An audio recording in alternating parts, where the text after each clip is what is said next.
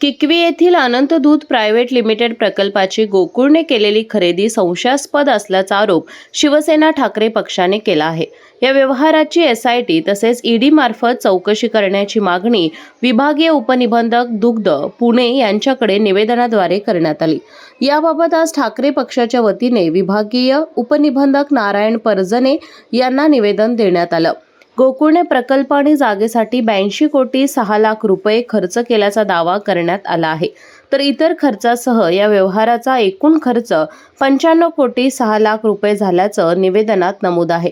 सर्व संचालक खोटं बोलत असून बोक्यांनी 50 कोटींचा ढपला पाडला असल्याचा आरोप संजय पवार यांनी केला। नाही, आज आम्ही नारायण परजने साहेब जे आमचे विभागीय उपनिबंधक दुग्ध जे आहेत त्यांना आज पक्षाच्या वतीने निवेदन दिलेलं आहे। आमचं म्हणणं एवढंच आहे की किकवीचे जो प्रकल्प तुम्ही दुधाचा प्रकल्प आणि जागा खरेदी केलेला आहे, ती जागा साधारण खरेदी ती केलेली आहे ती 82 कोटी 6 लाख आणि परत 13 कोटी तेव्हा खर्च दाखवलेला आहे। साधारण 90 कोटी पुढे ही जागा आणि 6 लाख वरची अशी जवळजवळ 92 कोटीपर्यंत ही जागा जाते। ही जागा एवढी जात नाही असा आमचा आक्षेप आहे, कारण तिथला जर गुंठ्याचा बघितला तर 8 ते 10 लाख जास्तीत जास्त असतो।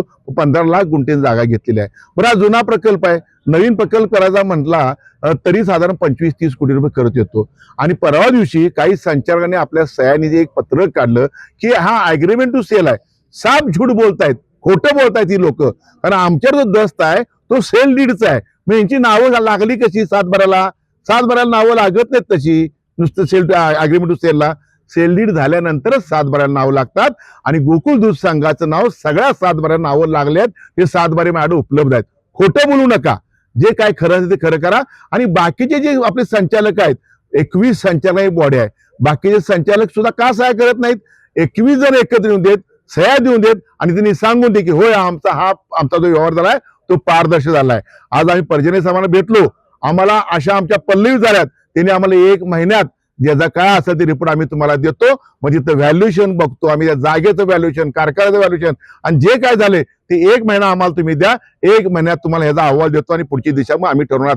जर चुकीचा अहवाल दिला तर आमचा लढाई ही चालूच राहणार आहे। मला अपेक्षा आहे चुकीचा अहवाल ही मंडळी देणार नाहीत, कारण आम्ही कागदपत्रासहित पुराव्यासहित आम्ही आज त्यांच्या निवेदन दिलेलं आहे। कितीचा व्यवहाराचा ढकला आहे? साधारण जर हिशोब केला प्रामाणिकपणे पारदर्शीचा हिशोब आज एसआयटी मार्फत ईडी मार्फत ही चौकशी झालीच पाहिजे, कारण हे कष्टकरी यांचा हा दूध संघ आहे।